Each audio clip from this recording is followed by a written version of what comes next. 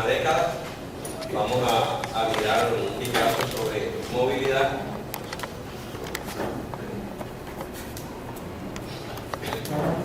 Vamos a tratar un tema de obras de ciudad y vamos en la parte final, algo de descentralización administrativa y la parte política.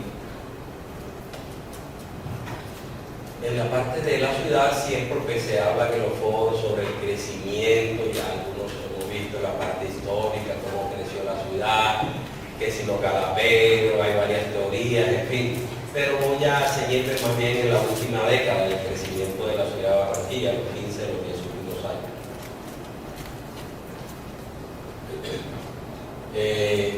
Como todos sabemos, Barranquilla ha tenido un crecimiento muy vertiginoso en los últimos años. Para recordar épocas, años anteriores, de los primeros años de crecimiento de la ciudad, ¿cierto? Alrededor siempre de la margen del río Magdalena. Y siempre en la parte de historia, cuando estudiamos historia, vemos que siempre las poblaciones buscaban una fuente de agua, y Barranquilla no fue la excepción, ¿sí? En su crecimiento.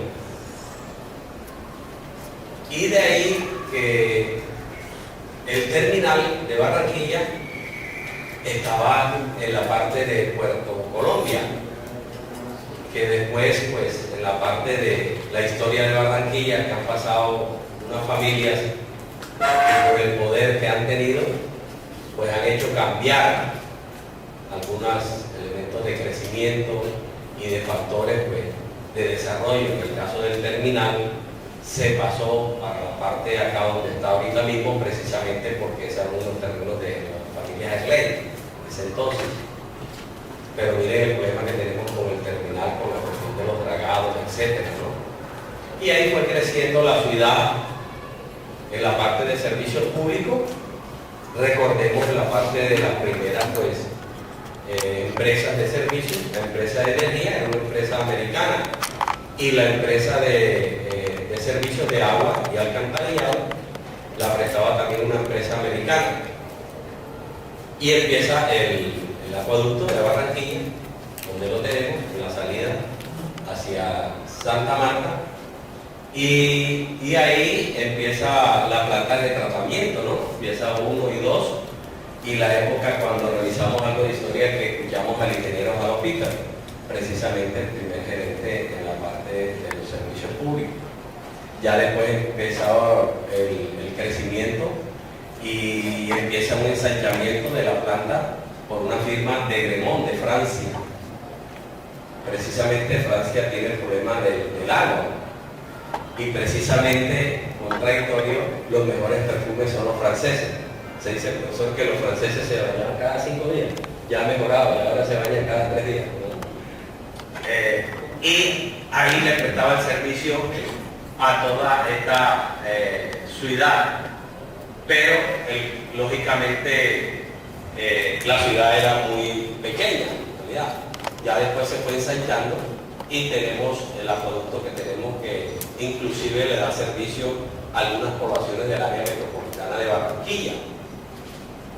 Y en esta parte de crecimiento hay que recordar que estaba el Instituto de Crédito Territorial, que eran las primeras urbanizaciones, como el caso de San José, Sevillar, El Prado, Pino, que fue creciendo, pero Simón Bolívar, exactamente.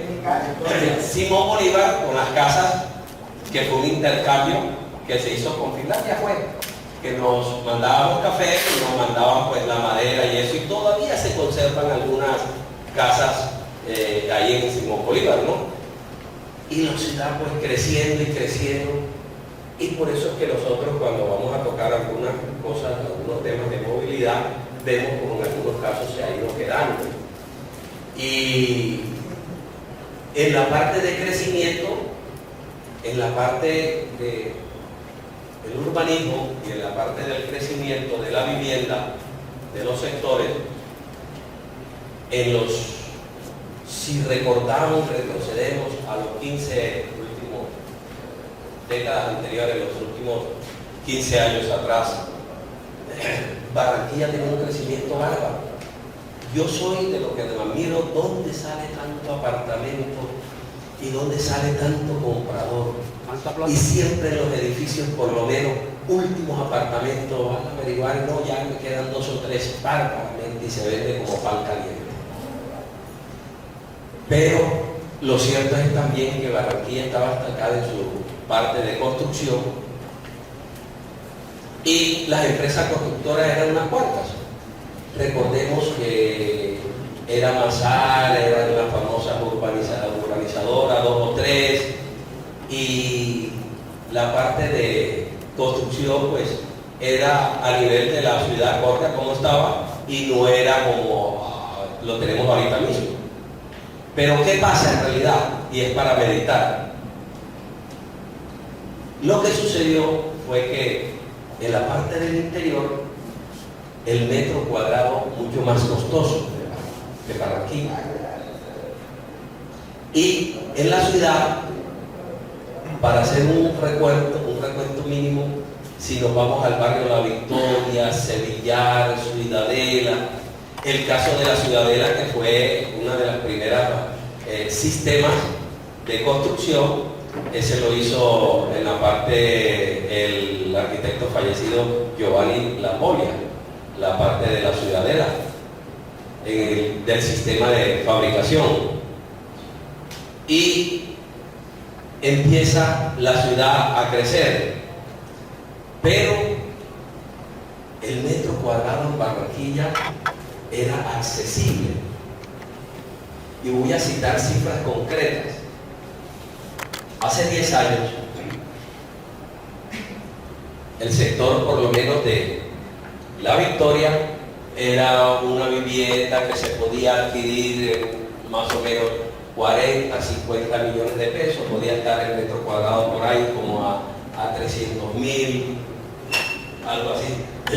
Pero miren lo que pasa, de los sectores que ha tenido más crecimiento, que es el sector de arriba de Buenavista, es precisamente porque esos terrenos, así como empezó Barranquilla con la urbanizadora Pardi, que era la dueña prácticamente de media Barranquilla, todo ese sector de Sevillar, San José, La Unión, Boyacá, todo eso pertenecía a Pardi. En lo que tiene su historia también, el asentamiento, ¿no?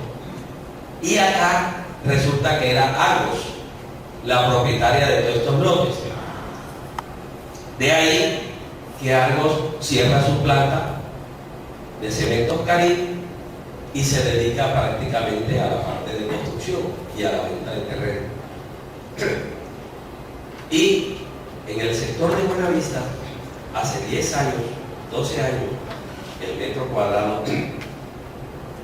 estaba más o menos a 1,5 millones de pesos. Bueno tener aquí entre los compañeros al compañero Trio Borges y al profesor Jairo Parada, y que ha sentado muchas bases económicas aquí en la ciudad. Mi profesor de especialización, docente de la Universidad del Norte, y ahorita vamos a ver cómo la ciudad la tenemos y que en realidad, cosas que quiero para meditar mucho más adelante. ¿No es importante pues tener la presencia del compañero y profesor Jairo Parada? La ciudad, en ese sentido, el metro cuadrado era accesible. ¿Qué es lo que sucedió? Pasó de que en el interior el metro cuadrado mucho más costoso, y viene e ingresa por los pocos constructores que había, entre esos el alcalde de hoy, una de las firmas constructoras, lo que hacía en sus edificios era darle la estructura a una firma del interior. Ya él hace lo que era bastante acabado. Y entonces, al ver el metro cuadrado aquí tan accesible, vienen y entran las firmas del interior del país, que nosotros vemos, que si Marval, Amarillo, Colpatria, y ven que aquí el metro cuadrado es accesible y se dedican a la parte de la construcción, en toda esta zona de Villa Carolina, toda esta zona de Buenavista. Y va el crecimiento bárbaramente. Lógico, estaba estancado para el crecimiento de Barranquilla. Y en el crecimiento de Barranquilla, estimado Jaime, acuérdense que hasta hace poco se hablaba de Barranquilla 900.000 habitantes y hasta hace poco 1.300.000. Para mí, pasamos de 2 millones de habitantes. Ahora hay que ver las estadísticas y de los censos, que también ustedes saben que tienen su historia, el censo en Colombia. Y empiezan a construir y empieza a elevarse exageradamente el metro cuadrado de construcción en Barranquilla, porque les haría mejor construir aquí que en el interior del país. A su vez, aunado a Argos con todas estas tierras del sector de Buenavista. Y como les digo, hace 11 años, sector de Buenavista, un edificio, lógico, hay cosas que yo voy a tocar y depende de muchos factores. Cuando hablamos de metros cuadrados de construcción, no es lo mismo una construcción nueva que existente y habría que mirar los años, etc. Pero en Buenavista, en el sector, en los edificios, construía Certain y son edificios que tienen ahorita mismo 22, 25 años. Y hace 12 años era el metro cuadrado de estos edificios 1.200.000 pesos. Empezaron todas estas construcciones avanzando el metro cuadrado y ahorita mismo el metro cuadrado más alto está en ese sector y no baja de los 5, 6 millones, 7 y está en algunos en 8 millones de pesos. ¿Sí? Precisamente casi a la par del interior, y en Cartagena, en Boca Grande, tenemos metros cuadrados de 8 o 9. Precisamente lo tenemos en Buenavista. Exactamente. Claro. Sí. Y yo me quedo asombrado cuando yo pongo en mis trabajos y empiezan a hacer seguimiento de construcción. Me gusta investigar y analizar y les pregunto por metro cuadrado para que miren. Y me han traído proyectos, yo los he visto lógicamente, en Soledad. Mi estimado Jaime, un apartamento le cuesta ahorita mismo 120, 100, 150 millones de pesos. 200 millones de pesos, compañero, y qué bueno que ayuden a todo esto a refrescar. En la 30 con la 8, todos esos bloques que precisamente en la parte de construcción, las piscinas es algo que anteriormente no se veía, pero es un punto, un gancho, precisamente de venta. Y ahí tenemos apartamentos de 150, 180, casi 200 millones de pesos. En el sector de Buenavista, frente a Prima, apartamento. ¿Sí? Una calle. Bueno, eso es todas las cosas que pasan aquí. Exactamente.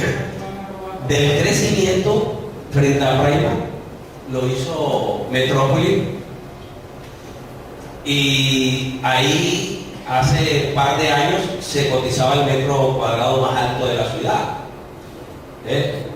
Apartamentos por piso, ¿sí? 1.500, 1.600 millones de pesos. ¿Okay? Entonces, mire a dónde hemos llegado. Y qué decir de los centros comerciales. Yo no sé dónde sale tanto comprador aquí en Barranquilla. Pero bueno, también me pregunto y yo me respondo. Lo que pasa es que Barranquilla también, en el caso de Barranquilla, sabemos que es una ciudad dormitorio y aquí los departamentos son puertos y todo depende de la ciudad. Y en la costa Barranquilla ejerce un poder que absorbe estas ciudades que están cercanas, inclusive hasta el mismo San Andrés, en la parte de estudio, Santa Marta, Cartagena. Y es lo que atrae y el crecimiento que tenemos ahorita mismo en la ciudad. Pero a lo que yo voy es que yo personalmente hace 4 o 5 años, yo pronosticaba lo que era la burbuja inmobiliaria. ¿De qué se trata? Es cuando los precios se elevan grandemente, que después se cae, lo que pasó en Estados Unidos hace 5 o 8 años. Precisamente a mí me tocó vivirla y yo era de los que no creía, mi estimado profesor Jairo Parada. Y un sobrino que trabaja en lo que se llama real estate allá, o sea, corredores acá en la parte de bienes inmuebles, yo no creía de los precios que se habían caído tan bárbaramente. Y me iba con él, iba a una vivienda y me dice: Orlando, esta vivienda tiene un año, no tiene daño, está sola, vamos a verla porque la están vendiendo y esas cosas. ¿Cuánto costó? El precio se había caído el 50%. Y tuve conocidos de que la casa la compraron en X precio, se cayeron los precios, estaban pagando y ya no podía pagar la casa el mismo valor.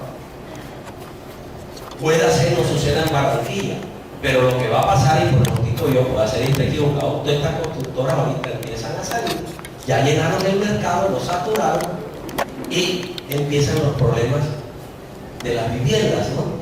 Del que no puede pagar, de los altos costos, y empieza a caerse el mercado, ¿no? Pero bueno, todavía está el boom de la construcción y ahí tenemos, pero lo que hay que ver es los servicios en realidad que no han crecido de la misma forma, los créditos hipotecarios, etcétera. Y todo eso hace parte como un efecto dominó, porque precisamente todo arrastra el metro cuadrado en toda la ciudad y por eso ha crecido mucho el valor de la vivienda. Permíteme acordarte algo ahí. Sí. Resulta y pasa que también están cuestiones especulativas sobre los costos reales, como hoy en día tenemos el derecho a la vista. Esa vaina aumenta el valor. Antes, un apartamento cuando estaba en la parte superior costaba menos que el que estaba abajo, ahora es todo lo contrario. Entonces, todas esas cosas inciden.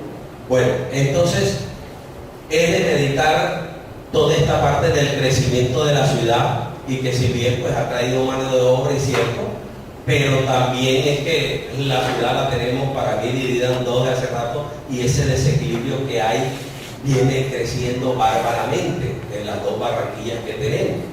Y en eso tenemos el tema de transporte, de movilidad. Las vías de Barranquilla son las mismas de hace 50, 60 y 70 años.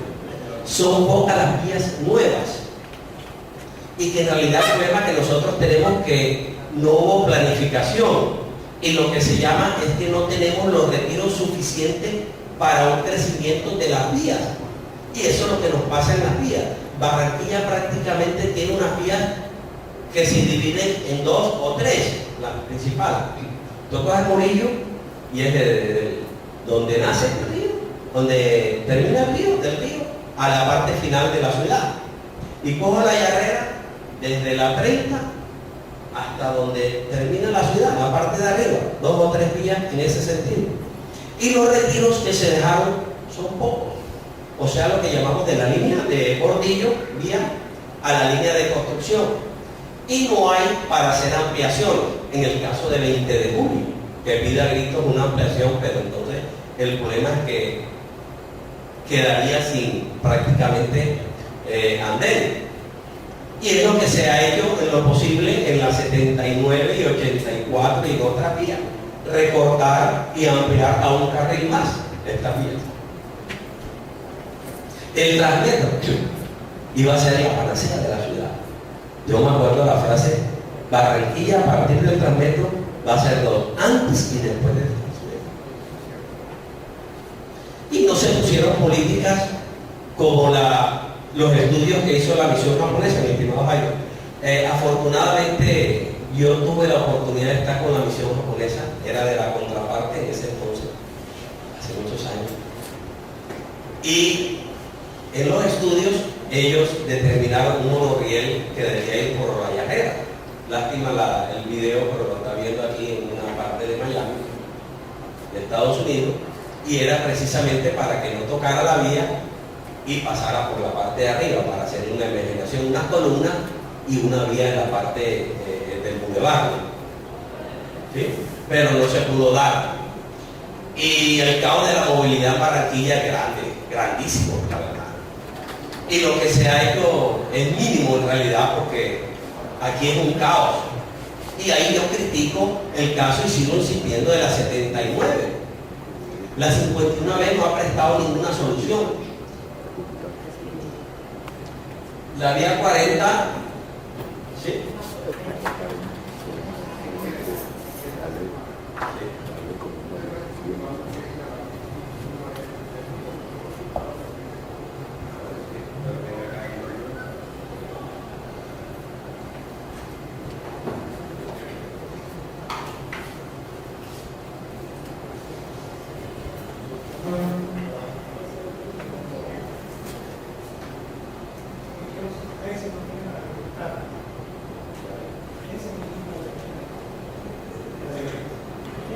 En ese séptimo, en ese terminal. Sí.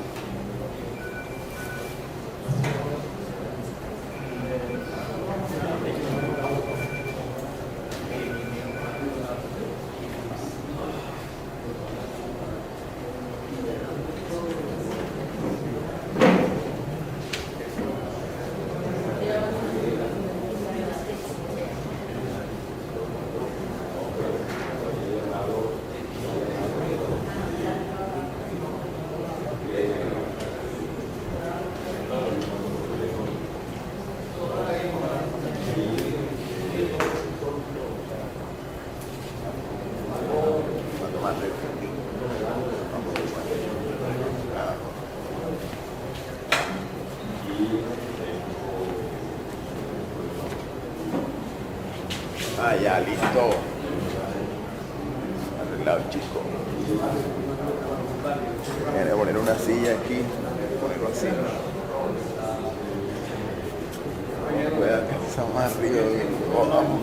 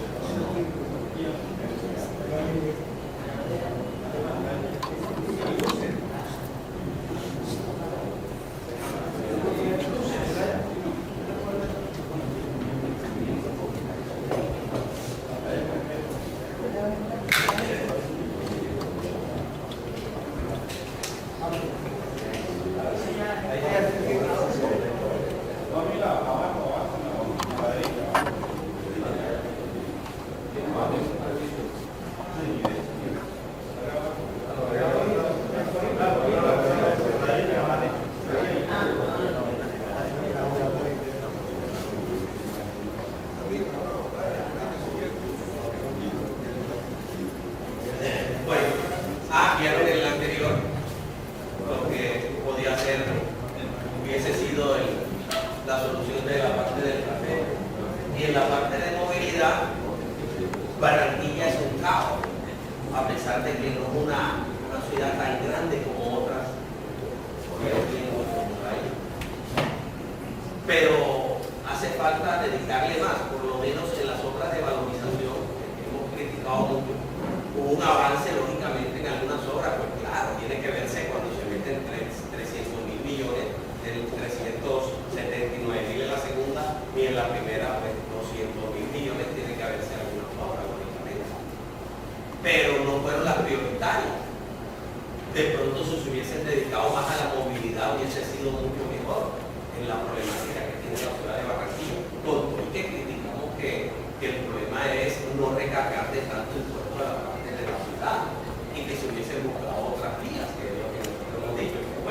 vaya y venga de las obras no fueron las prioritarias. Y de por sí no se hicieron todas. Y en la primera solamente de 12 se hicieron 6. Eso es lamentable porque eso es un engaño a la ciudad. Falta de planificación. Vuelve y se repite el mismo error en la segunda, donde van a hacer falta 4 obras fundamentales y de las que se hicieron no se hicieron completas, como el caso de la 79, que estaba desde la 42F, mi estimado, hasta la 60. Cuando se habla de la ampliación de la vía de la 79, en ese proyecto de conducta de corrupción, no sé si contemplaron varias de estas cosas. No, que yo sepa, no, totalmente. Inclusive por la 79 lo que se aprovechó era que había un retiro prudencial y por eso se dio para coger el otro carril de Villa Country hacia la 60. Pero ese fue el único pedazo que se hizo, de Villa Country hasta la 60. Imaginémonos que estaba contemplado hasta con familiar sede norte acá, en la 42F. Solamente se hizo el 38%. O sea, el pedazo ese que uno coge, la movilidad es esa, prácticamente, así como la vemos ahí, y no se hizo, y la administración no dice nada. Eso es un engaño. Lo que pasa es que en ese centro profesional se requiere vivir ahí. Esa zona que está entre la 79 y la 64, entre la 53 y la 65, cualquier cantidad de dinero a los funcionarios en esa zona. Esta es la zona muy excelente de alto igual. Y lo que vivía allí eran gente de poder económico que tenían han salido de la ciudad y han migrado a cercanas, que están en una transición interna, uno le llama la fuerza de esa ciudad. Entonces, por eso en esa zona ahí se hablaba de que el cargo solamente veía que era que ese cargo, que ese área, solamente lo podían hacer. Algo de Se maneja en realidad para acomodar a una clase solamente. Y ese es el resumen del plan de organización 2005-2010. ¿Sí? Un costo final de 190.000 millones de pesos, en un costo de administración de 14%. 26.500 millones de pesos se llevó gasto de administración la primera. Miren, yo lo denuncié. Se compraron software y programas de 15-20 millones de pesos. Cuando eso se podía dedicar ahora, que la ley nos dice y que puede gastarse hasta el 30%. Pero es exagerado lo que es la parte está en costo. En la parte, yo tengo fotos donde no está la vía, donde está apenas haciéndose la compactación del terreno, las subbases que llamamos, y todo eso eran humedales. ¿Sí? Y hay una falla del terreno, las subbases, y por eso se afectó. Y es que yo vengo insistiendo que el problema de la parte esta de la avenida Río Barranquilla y las autoridades lo descuidaron totalmente. Y yo cuando me metí ahí hace 5 o 6 años, esa gente tenía ya más de 10 años de estar ahí. Y ahora lógicamente la quieren votar pagándole 4, 5 o 7, 8 millones de pesos. Amparado el artículo de la ley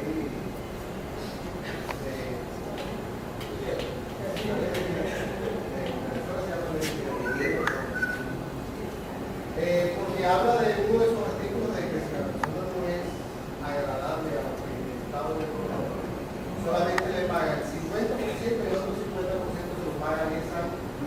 La gente normalmente accede y el Estado a través del 14, del 04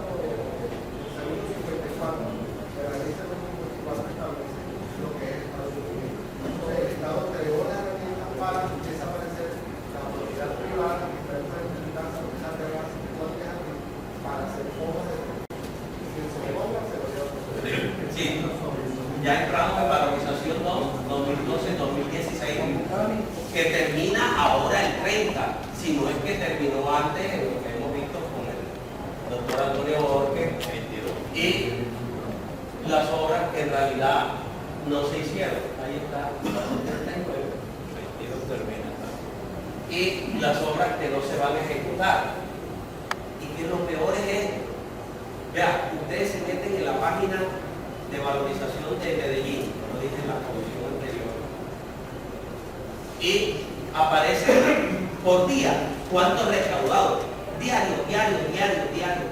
Aquí no, aquí esperamos al señor Fidel Castaño a que cuando él le dé la gana nos diga cada 4, 5, 6 meses cada cuánto se va recaudando. Ahí aparece el diario cuánto se va recaudando en la página de valorización de Medellín. Y 2 obras de la anterior también. La ampliación de la C54 está ahí metida. La 53 también.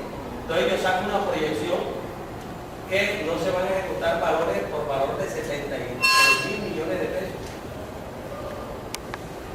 Y yo había hecho la proyección, mi estimado profesor, acuérdense el año pasado, cuando un artículo que yo saqué, usted también hizo algunas anotaciones sobre las proyecciones de valorización, y yo, en mis modestos conocimientos, que gracias a ustedes hago unas proyecciones. Yo nomás lo que hago son proyecciones del promedio de recaudo en mes.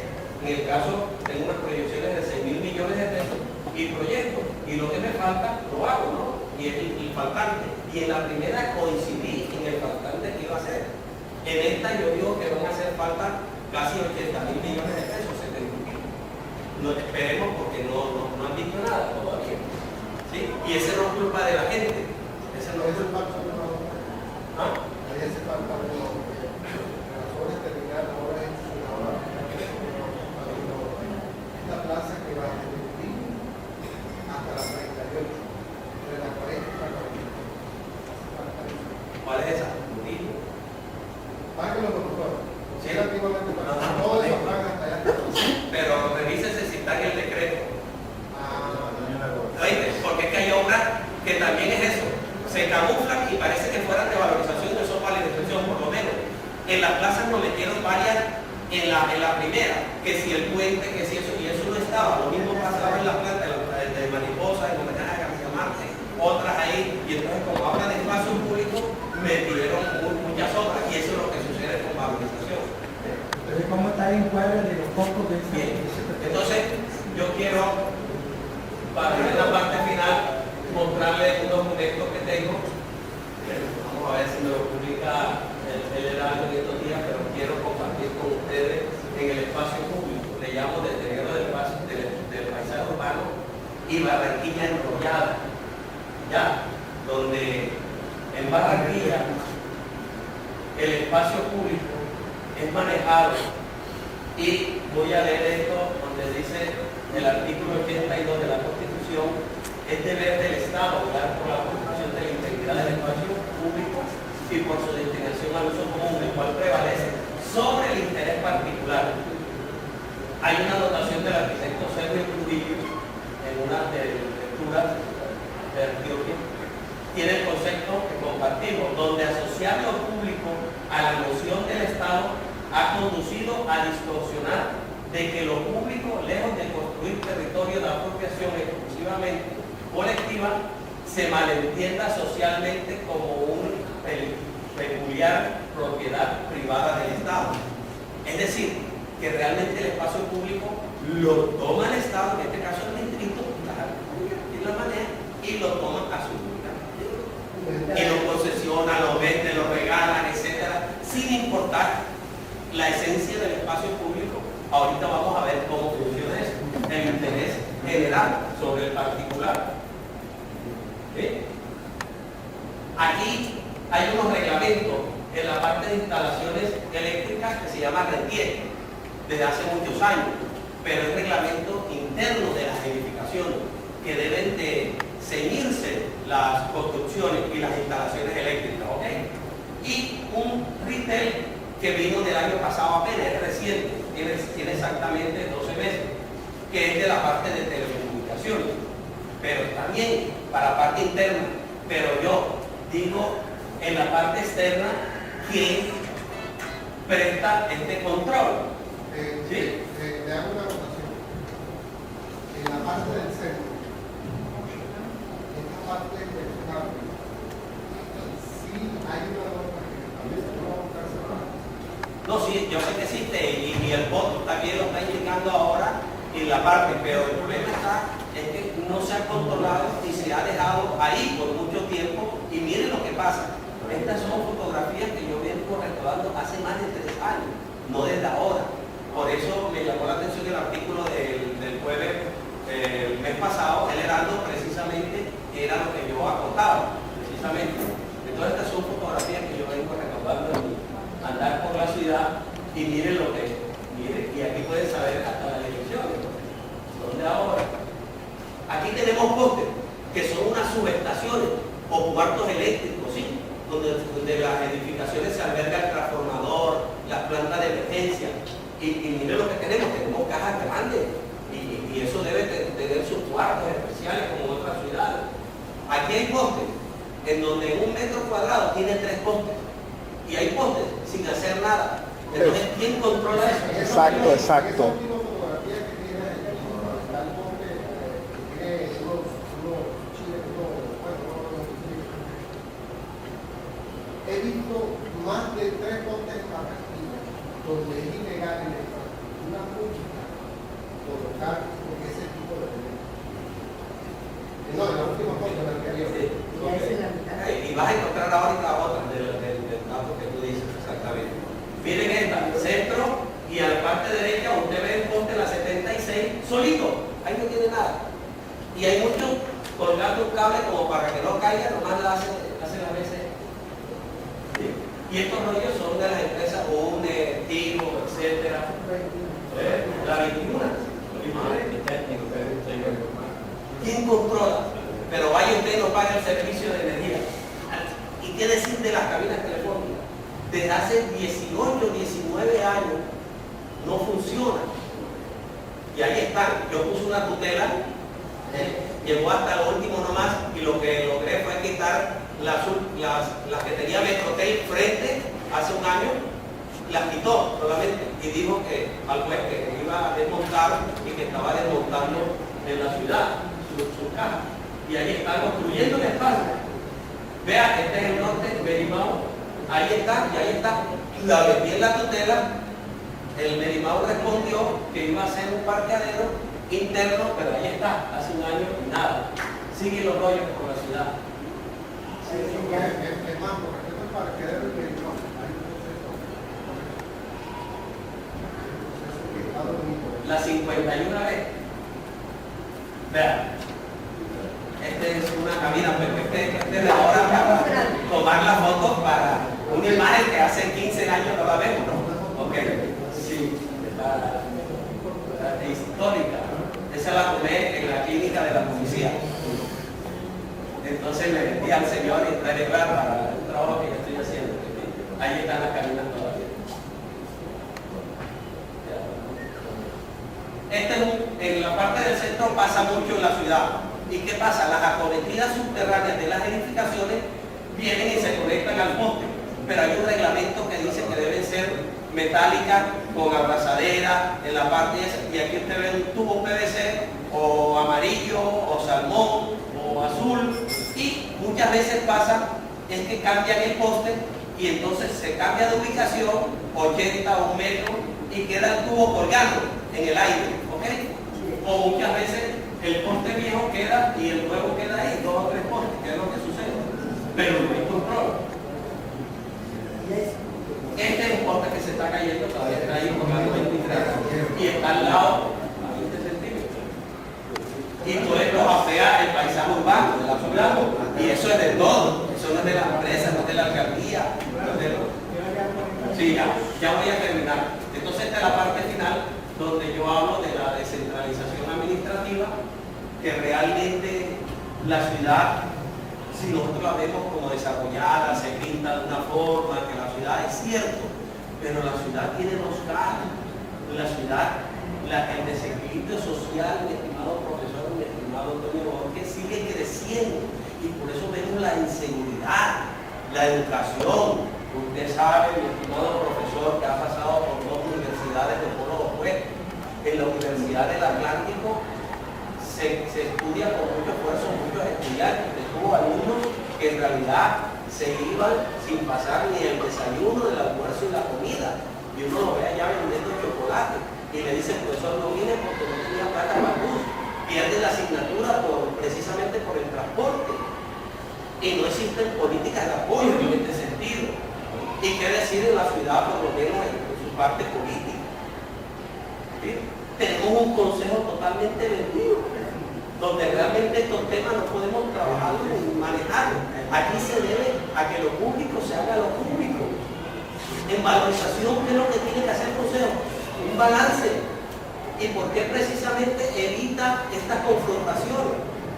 Porque sabe que los que estamos trabajando estamos preparados, tenemos la razón. Y lo que le dicen al alcalde, evita mejor, y deja pasar eso.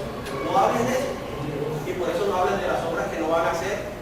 Y del acuerdo, tiene que hacerse el acuerdo que determine que esas obras no se van a hacer y hacer una reliquidación. Y ya están los días contados.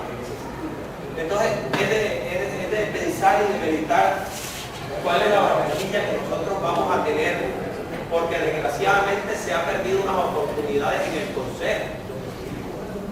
El profesor Jairo Padá asumió al consejo de Barranquilla en el pasado. Como muchas personas que yo lo veía, caramba, la ciudad va a cambiar, el arquitecto Ignacio Consuegra y muchas otras, el compañero Toño Borges, lo anterior también, pero realmente la ciudad es muy difícil como tenemos en este manejo político en realidad, en cómo se maneja y se manipula con 4 o 5 familias aquí, que aquí vale el apellido y el valor económico. Pero bueno, por eso quería traer estos temas como de reflexión, variados, en una ciudad que vivimos, queremos y que en el Frente Amplio hemos trabajado por estos temas y que realmente uno llega al momento a veces como que se cansa y dice, ¿qué va a hacer? Todo esto está. Pero bueno, con la labor de nosotros, de todos, podemos tener una ciudad mucho más equitativa, seguir trabajando, como dice el movimiento, una ciudad para todos. Muchísimas gracias.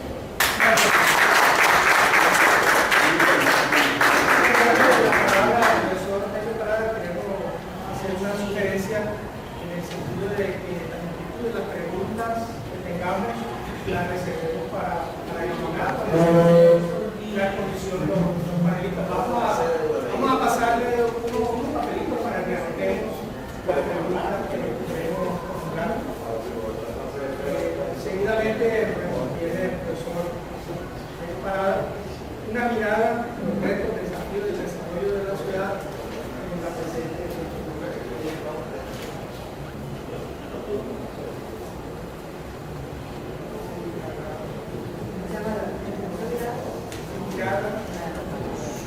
Los retos, desafíos del desarrollo de la ciudad.